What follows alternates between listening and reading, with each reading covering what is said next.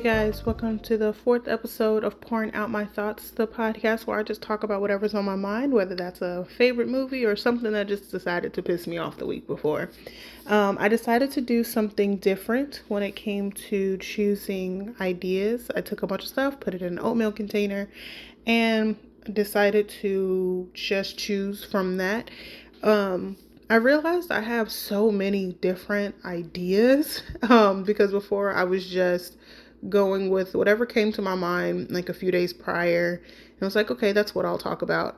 And then when I actually sat down to write down some of those things, I realized that there was so many that I got overwhelmed and was like, I couldn't specify what was going on in my head. So it took me a little second. It actually took me like 10 minutes to fully write down everything. There was points where I just kind of paused.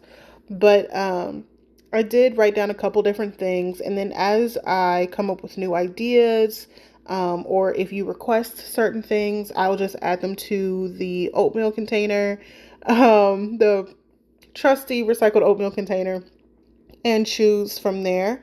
I'll choose every single week.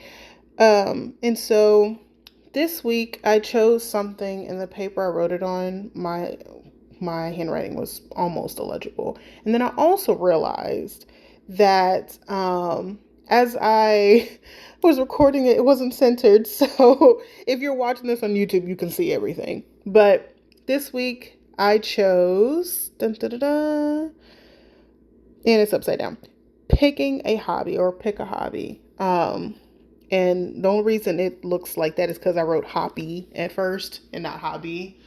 Anyway, so this week's episode is about picking a hobby.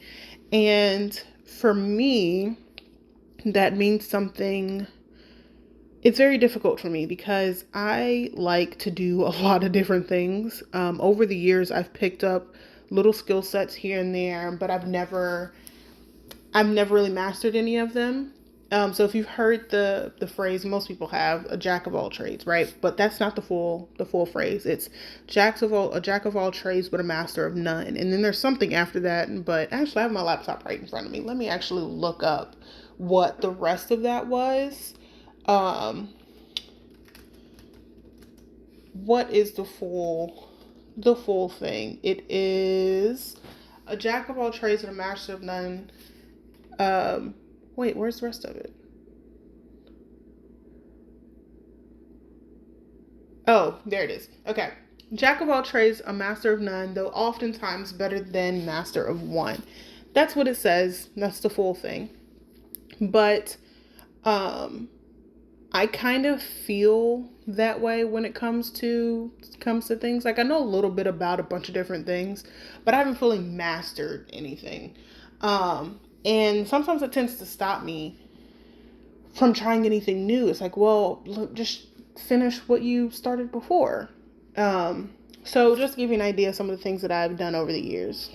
I started crocheting when I was about 13 or 14 years old. If I can find some pictures of stuff, I will insert them here so you can see the many different things that I've done over the years. Some of them are great. I realize I don't have a lot of pictures of some of the better things I've done. And I've given away so many pieces. I've tried to take pictures of them, but this is just some of them. And I still crochet from time to time when I'm able to.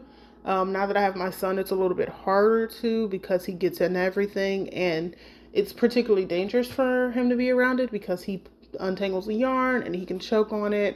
I also have needles or stitch markers. They're pretty sharp, so I don't want him playing with those. But I do still love to crochet. And I'm the type that like I can read a pattern, so anything. I feel like I can crochet anything because I feel like all of it is the same process or the same three movements over and over again, just done in different orders. Like I feel like that's all it is. And I just feel like I could be doing so many great things with that. I follow this page on Instagram. If I can find it, I'll show it here. But there's this guy. He made a umbrella with crocheting and what's the thing called? I think it's called a parasol. Yeah, a parasol, which is like a sun umbrella. It's like one that you wear when the sun is out. And it is so beautiful. Oh, if I can find that video, I'm definitely gonna insert it because it was so beautiful. He makes some really, really cute things. And then there's a girl on TikTok. She makes some really, really cute stuffed dolls, beautiful black dolls.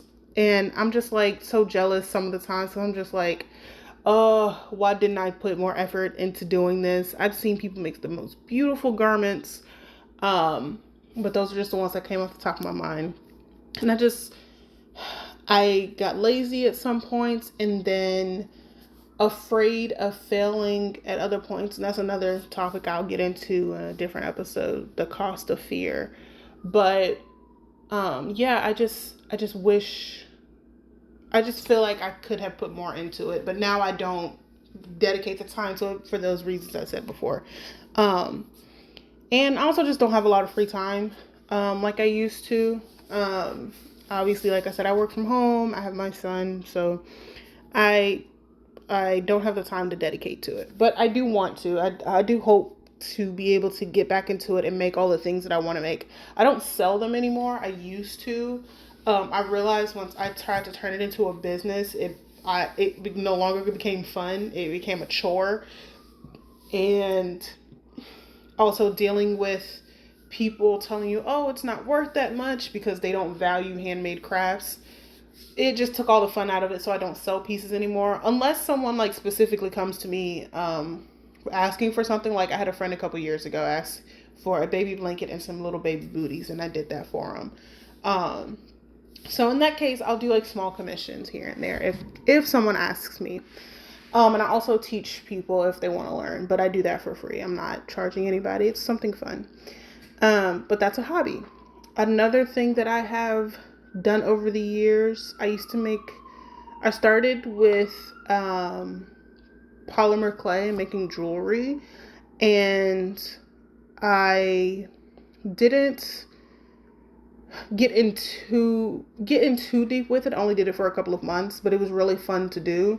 But it became really expensive, and I just didn't have the money to continue putting towards it. But I really did enjoy doing it, and I wish I can go back to doing it now. But again, that's another thing that I can't do with my son around, because he will instantly put the clay in his mouth, and then I'm using blades to cut pieces, the little earring pieces that go in your ears. Those are sharp, and I have to put things in and out of the oven all day for that. So again, it's dangerous, and I don't have a dedicated space to separate from that. So, and again, that also requires like hours. Like when I did it before, I would just come home from work and sit and watch movies while I was making a few pieces. Like I think it took several hours only to make like 10 pieces or something like that. Like molding the priming the clay, mixing the colors, figuring out the designs I wanted. It just took so much. So props to the women, because I follow a lot of um, women on my Instagram. One of my business is my creative Instagram account. And some of the pieces that they have made are stunning. I'll insert a couple here, because I can't off the top of my head think of the names of them. Um, so you should probably be watching this on YouTube because you'll be able to see everything, because I can't remember everything off the top of my head. But there's a couple of different ones. And their pieces are just so pretty. But that was another thing that I wanted to do, but it just wasn't cost of there it cost a lot of money to maintain. And I also didn't get the best quality stuff, and it showed when I was trying to work. Like the not clay extruder, the clay, like I basically use a pasta making machine to roll out the clay, and it was a really bad one too. It wasn't steady.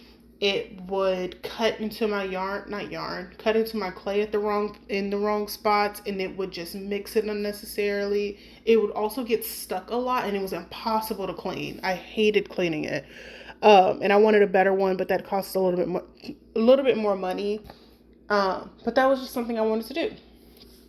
Another hobby was singing. I stopped singing for a lot of reasons.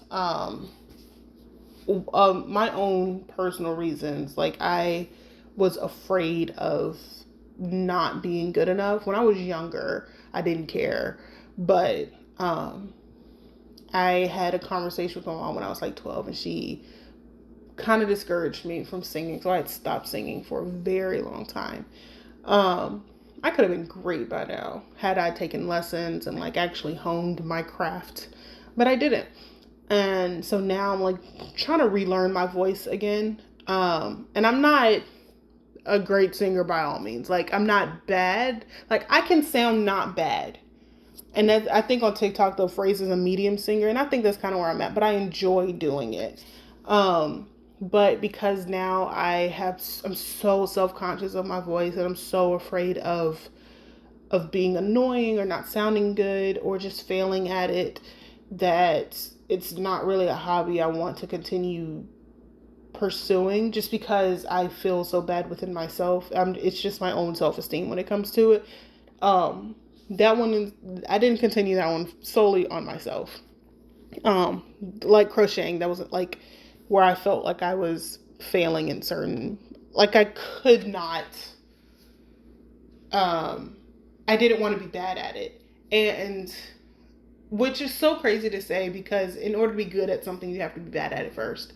Um, and I always feel weird being bad at something. And I think it kind of has a lot to do with how people talked about me when I was younger.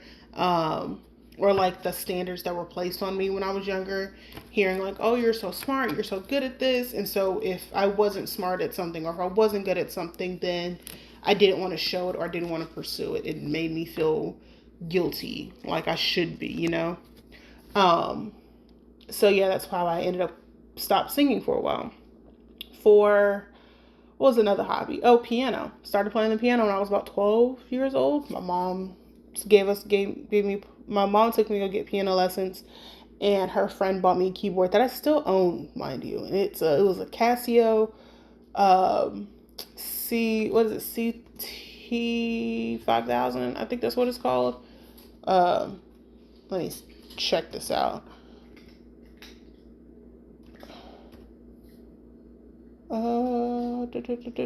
I'm Googling because I think, yes, it was a Casio CTK 5000. That's what I have. Um, and I still have it. At this point, it's, how old am I? If I'm 26, it's almost 15 years old. I can't remember exactly when I got it, but I do know it's almost 15 years old. And I still have it. It still works. Um, but I think one of the main reasons I stopped that is probably the same thing, just like not being good enough.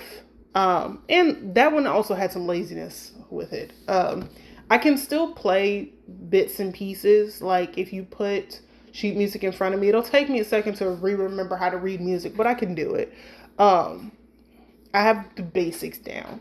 And that's how I am with a lot of things. I have the basics, the bare minimum. I can figure out the rest, just with time and practice. But that one I was being lazy and just did not continue to pursue it after she took us out of, because we could no longer afford the piano lessons.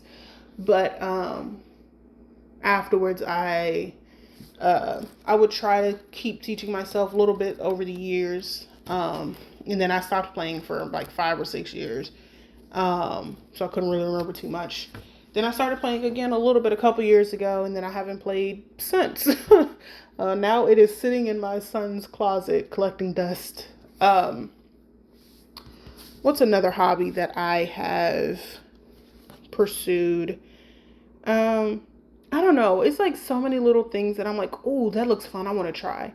Like, I don't know if you've seen people like flip furniture. Like, they will take old, dusty, busty looking furniture that has water damage or stains or look like it is falling apart, and they will revamp it and make it look beautiful, and they'll resell it. And I'm like, oh, I would love to learn how to do that. That looks like so much fun.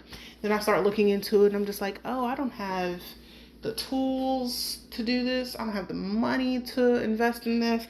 And not even just like get the furniture, because getting the furniture sounds like the easy part. Like, because there is like people who will give away trash, like bad stuff, all the, like for free. Especially if you pick it up. I don't have the access to just pick things up, but that part would be cheaper. The part that's going to be expensive is getting like the actual tools to get it to redo the work, like as far as sanding varnish off or re-putting it back on, paying for paint, paying for brushes, paying for drills, paying for hardware, paying for masks and spray paint and all the things that you need to redo furniture. So there's that. Another little hobby is I was using Canva for something else for my business stuff. And I was like, oh, it's kind of fun doing little fun things on here. And I randomly decided to design some little things. I know it's not real graphic design because it's someone else's stuff, but I think of it like a collage, just taking little bits and pieces of other people's work and putting it all together and making something really pretty. And so I was doing that for a while, and that's kind of fun, and trying to sell some print on demand works. But I stopped doing that. I'm still doing it, just not as seriously, because I found myself like getting too deep into it. But now I try to treat it just like a hobby. I probably have some other things in there. Probably like cooking certain things because I love cooking. Baking certain things. I'm not a baker. I wish I was better at it. I feel like I could do it. I don't think I have those skills just yet. But there are a lot of things. I realized most of the hobbies that I do are creative ones. I'm a very creative person. Oh, I forgot the biggest hobby of all is writing. I have been writing since I could put a pen to paper, telling stories, whether that is like writing stories or poems. I remember I used to write TV shows. I still have them. I may or may not include a picture of that. Maybe. I don't know if I'm going. I don't know yet. If I do decide to show a picture, I'll put it on my Instagram or TikTok. But I used to write all kinds of things, and I still remember my very first short story. It was called The Magic Chest, and it was awful. I mean, it was probably great for someone my age. I think I was 7 when I wrote it. I remember asking my mom to let me type it out on our laptop, and it was about, oh gosh, it was so bad. It was about this boy who's went to a forest, I think, and found a chest, like a tool chest. And it was a magical chest, and his mom told her it was his dad's, and he was upset because his dad had died. Now, what's funny about that, not the fact that he died, is that the final edit said that he died. And it just said that. It didn't say how, it just said he died. But the first draft of the story, before my mom made me change it, said that he was shot and killed. Like, he was ambushed by a group of men and he was shot and killed. And that was in the original story, and my mom thought it was too morbid for a 7-year-old. So she made me change it to he was just killed, he just died. And I think that's just so crazy because it definitely foreshadowed the rest of my life when it came to my interest in things. I have written many stories where people have died in them in very gruesome ways. I love the mystery, the thriller, the psychological suspense genres in all things, whether it's movies, books, TV shows. Like, I love that genre. I like the crazy. I think there's just something so interesting about the psyche of a person to do crazy stuff like that. I'm currently writing a short story to participate in a writing competition just to see, because I feel like it's the spark that I need, because I haven't written a short story in months. Actually, no, years. Actually, it's actually been a couple years since I've written a short story, and over the years, I've had so many books that I've started and never finished, so many projects that I started and never finished. And so I'm trying to get myself back into writing so that I can finish something. I just want to finish something. And I think that's the issue with all of these hobbies that I've picked up over the years, is that none of them are complete. I know some of them are like ongoing things, but I feel like the point of completion for me is finishing a bigger project and continuing. I want to be able to say, yeah, I do all these things, not I used to do this or I used to do that. So when it comes to piano, I want to be able to say, yeah, I can play the piano, and then just be able to play something right then. Or if someone say, oh, do you crochet? Yeah, I crochet. I'm working on 6 projects right now. Or if someone says, do you write? Oh, yes, I write. I just published this. I have had something published. It's out in the interweb somewhere. I won't tell you what it is because that'll give you my identity. I'm trying to stay anonymous. But I want to be able to say, yeah, here's my book. Here's my collection of poems. Here's my short stories. Here's my whatever it is, right? So with any of those hobbies, I just want to be able to say, yes, I do these things, not I used to or I want to. And I think a lot of my hobbies they're in reach. I just have to go after them. And I'm still learning to try and figure out what's stopping me. I know some of it is fear. A lot of it is probably fear of failure, of not being good, or of being judged and rejected and all these things. And I know those things will happen, but just to overcome those things and be bigger than those things, I think that's what I have to work on.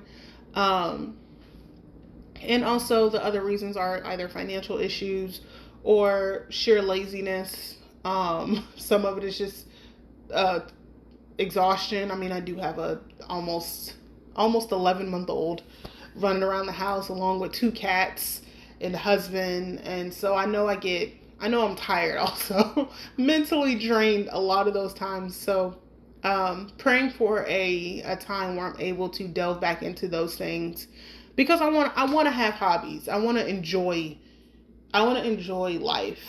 And I feel like it's hard for me personally to do that if the only thing my life consists of is working or raising my child or just being with my husband. I mean, I enjoy those things. I don't enjoy working.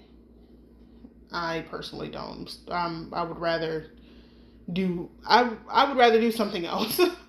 But I enjoy being with my husband. I enjoy being with my son. I enjoy being with my cats. But I also want to enjoy things outside of that, you know? I feel like we all deserve that, to be ourselves with whatever it is. Like, my husband is a gamer. He has his games. Like, he is pro gamer. Like, he very much enjoys doing that. And that's his thing outside of me. And I want to be able to have something like that I can fully focus on and put time and energy to it and watch it grow.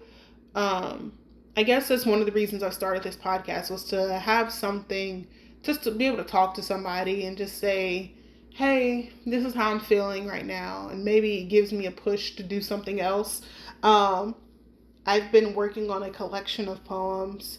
And I hope that in me saying that I'm going to do it and putting it out into, hopefully not just a void, but putting it out into the world, that'll actually make me do it, especially if somebody's holding me to it. If somebody randomly is listening to this, hold me to it and just keep checking with me. Be like, hey, where's that collection of poems at? Where is that collection of poems at? When are you going to release that? When are we going to see that? I'm going to work on it. I want to be better. I want to be better about picking a hobby. And I also don't think I have to just pick one. I don't think I have to. I think it might be beneficial for my mental well-being for the time being. But I don't want to just pick one. I don't feel like I have to pick one. I feel like if I want, I could do 87 million things if I want, you know. I just need to get out of my own way.